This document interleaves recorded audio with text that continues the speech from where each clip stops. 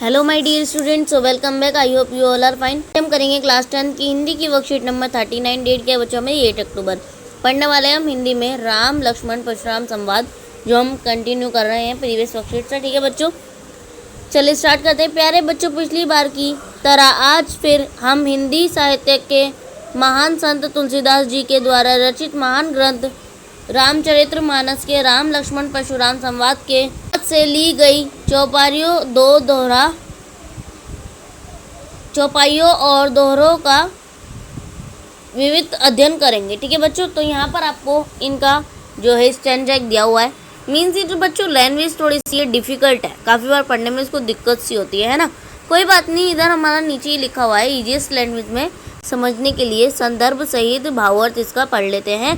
पिछली पंक्तियों में हमने जाना था कि लक्ष्मण की बातें सुनकर परशुराम जी और अधिक क्रोधित होकर बोले, अरे राजपुत्र, काल के वंश में होकर ही तू संभल कर नहीं बोल रहा है। सारे संसार में विख्यात शिवजी का यह धनुष का क्या किसी धनु ही के समान है। परशुराम जी ने इस सवाल को सुनकर लक्ष्मण हंसकर बोले, हे देव सुनिए, हमारी समझ तो सभी धनुषों एक समान ही है, तो इस पुराने धनुष के तोड़े जाने पर आखिर क्या हानि क्या लाभ। इसमें द्रौपदी राम का भी कोई दोष नहीं है, क्योंकि यह तो उनके छूते ही टूट गया। मनु, आप बिना कारण ही क्यों क्रोधित हो रहे हैं। इसके बाद हम शेष आगे की पंक्तियों में पढ़ेंगे।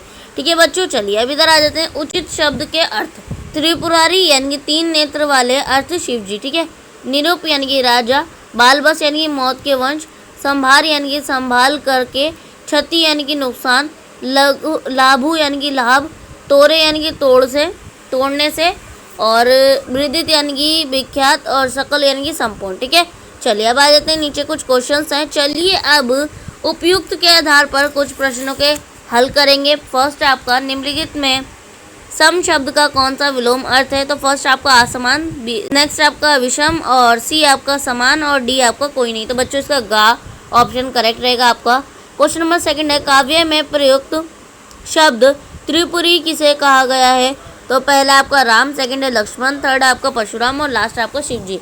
तो इसमें डी शिवजी करेक्ट रहेगा आपका। और क्वेश्चन नंबर 3 आपका निम्न में से कौन सा शब्द क्रोध का विलोम है। तो फर्स्ट है शांत, सेकंड है नफरत, और थर्ड है शेष, और लास्ट आपका इनमें से कोई नहीं। तो बच्चों इसका ऑप्शन ए आपका करेक्ट रहेगा। ठीक है, चलिए बात है क्वेश्चन नंबर 4 पर। लक्ष्मण ने परशु जी से धनुष के टूटने का क्या कारण बताया।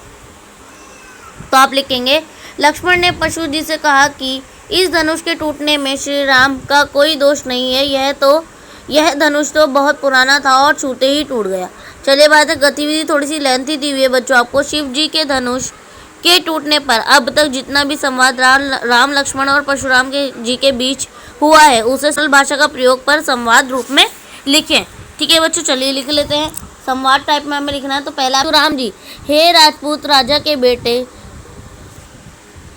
तुम काल के वंश में हो, अंशतः तुम में अहंकार समाया हुआ है, और इसी कारणवश तुम्हें यह नहीं पता चल पा रहा है कि तुम क्या बोल रहे हो।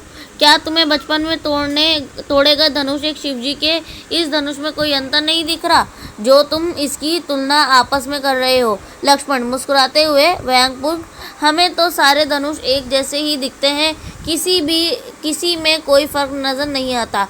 फिर इस पुराने धनुष के टूट जाने पर ऐसा क्या आफत आ गई जो आप इतना क्रोधित हो रहे हो। श्री राम तिरछी आंखों से चुप रहने का आशंका करते हैं। ठीक है, फिर उसके बाद नेक्स्ट आप यहाँ पर लिखा है, लक्ष्मण बोलता है, इस समय इस धनुष के टूटने में श्री राम का कोई दोष नहीं है, क्योंकि इस धनुष को श्री राम ने केवल छुआ मात्र और ये टूट गया। आप व्यतीत ही क्रोध हो रहे हैं। तो बच्चों जैसे आपको दिख रहा है धनुष का चित्र, ये भी आपने इसी टाइप से बना देना इजी है सा। ठीक है, तो ये थी आपकी वर्कशीट कंप्लीट हो गई है, एंड आई होप आप लोगों को वर्कशीट समझ में आ गई होगी।